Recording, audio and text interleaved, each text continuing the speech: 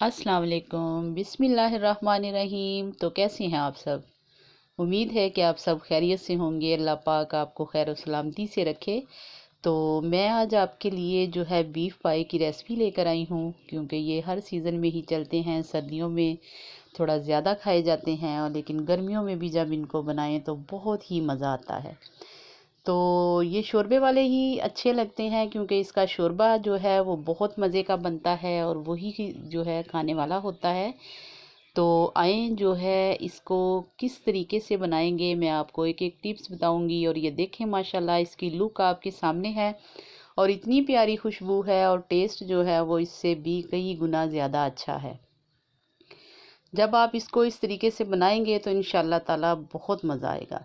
सबसे पहले हमने पाए लेने हैं। पाए धो के साफ़ करके रख लिए हैं। थोड़ा सा खड़ा मसाला डालेंगे, 3 से 4 अदद लौंग, 2 बड़ी इलायची, दारचीनी और ज़ीरा।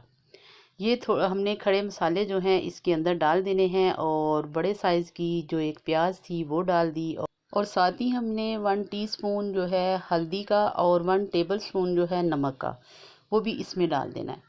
और अब हमने इसमें ढेर सारा पानी डाल देना है। आपने जितनी आपकी हंडिया है उतना आपने उससे बस थोड़ा थोड़ा कम, और इसको भर के जो है पानी का हमने चूल्हे पे रख देना है, क्योंकि हमने इसको बिल्कुल मलाई जैसा गलाना है और गलने में भी इसका काफ़ी टाइम लगेगा। और ये देखें माशाल्लाह सिर्फ जो है किनारों से थोड़ा नीचे हमने पानी डाला है और इसको हमने चूल्हे पे रख दिया है। और अब हमने इसको तकरीबन जो है मैंने 40 मिनट तक हंडिया में इसको पकाया है। और ये देखें माशाल्लाह पक पक के जो हमारे पाए हैं अच्छे तरीके से गल चुके हैं और पानी भी इसका खुश्क हो चुका है। और अब हम इसका मसाला जो है साथ ही तैयार कर लेंगे।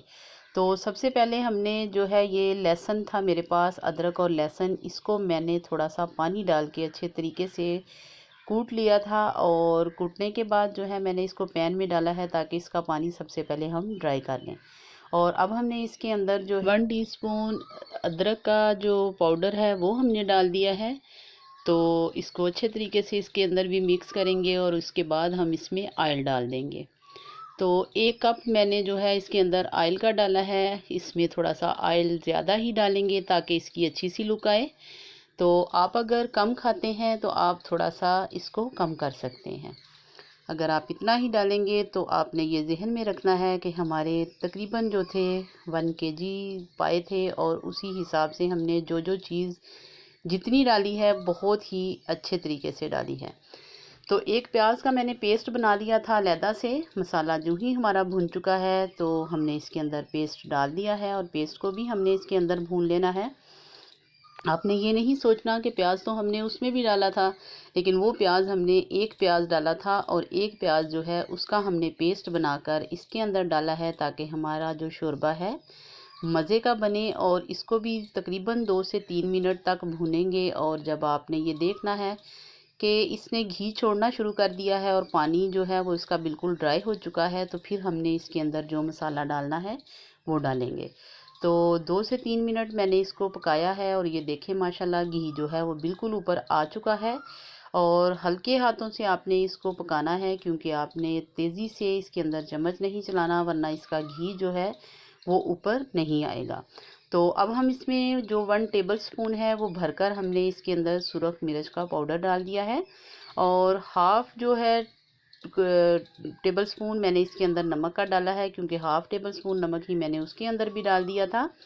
तो अब हमने इसको इस तरीके से भून लेना है। और अगर नमक आपको कम लगे तो जब आप सालन तैयार कर लें तो सबसे पहले उसका नमक टेस्ट कर लें, क्योंकि हमने शोरबे वाला सालन बनाना है। हो सकता है कि उसके अंदर नमक थोड़ा सा कम रह जाए। हल्का सा पानी का छींटा लगाएंगे और इसको एक दफ़ा फिर भून लेंगे। तकरीबन 1 मिनट तक इसको हमने और भून लेना है। और उसके बाद हम इसके अंदर 1 कप दही का डालेंगे। दही मैंने फेंट के रख ली है। दो दफ़ा करके मैं इसके अंदर दही डालूंगी। तो ये देखें, और अगर आप इसमें दही फेंटे बगैर डालेंगे तो इसकी फूटी बन जाएगी। दही हमेशा जिस भी सालन में डालें उसको पहले अच्छे तरीके से फेंट लें। तो आपके सामने देखें, देखते देखते ही हमारा दही जो है फटाफट से उसके अंदर मिक्स हो गया। बाकी का भी इसके अंदर डाल देते हैं और इसको भी भून लेते हैं। इसी तरीके से हमने पूरा जो कप था हमारा दही का हमने डाल दिया है और इसको अच्छे तरीके से भून लिया है।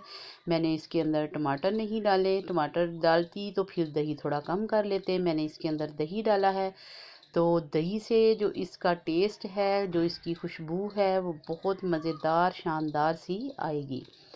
तो दही हमारा भी जो है भुन चुका है। इसके अंदर तकरीबन हमने इसको 2 से 3 मिनट जो है दही डाल के मसाले को पका लिया है।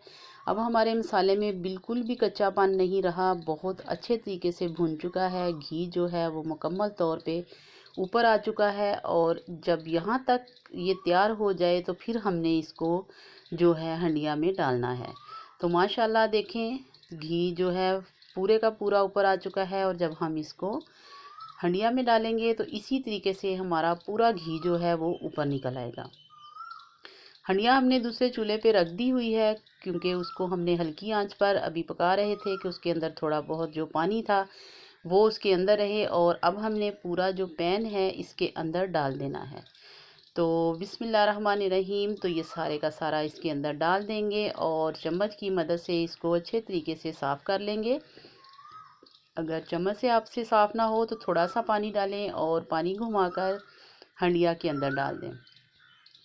अभी हम इसके नीचे आंच जो है मीडियम ही रखेंगे ताकि हमारा घी कहीं भी गुम ना हो जाए।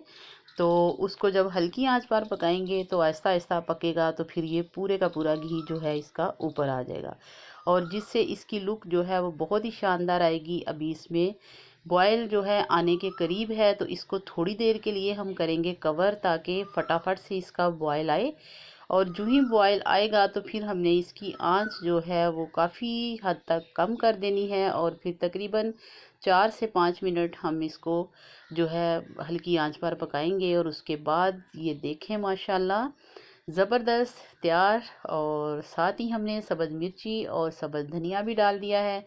और सब्ज़ मिर्ची सब्ज़ धनिया डालने के बाद तकरीबन एक मिनट तक इसको पकाएंगे। और 1 से 2 सब्ज़ मिर्चें जो हैं वो आप साबुत भी इसके अंदर डाल सकते हैं, लुक के लिए बहुत प्यारी लगती हैं। तो अब ये देखें माशाल्लाह आपको इसकी लुक नज़र आ रही होगी, बहुत ही शानदार किस्म की। और जो खड़े मसाले डाले थे हमने उसकी भी बहुत प्यारी इसके अंदर खुशबू है। और साथ ही हमने इसमें 1/4 टीस्पून जो है वो गरम मसाले का ऐड कर देंगे, उससे भी इसमें जो है टेस्ट और खुशबू में दुबाला मज़ा हो जाएगा। तो अब हम आपको इसकी फ़ाइनल लुक दिखाएंगे। इसको डिश आउट करते हैं और डिश आउट करते ही ये देखें इसकी फ़ाइनल लुक, तो माशाल्लाह देखते ही मुंह में पानी आ जाएगा। और अगर आपको इस स्टेज पर मेरी वीडियो पसंद आए इसको लाइक और शेयर कीजिएगा, फ़ीडबैक ज़रूर दीजिएगा, अपनी दुआओं में याद रखा करें और अपना बहुत सा ख्याल रखा करें। और अब मैं आपसे इजाज़त चाहूँगी। अल्लाह हाफिज़।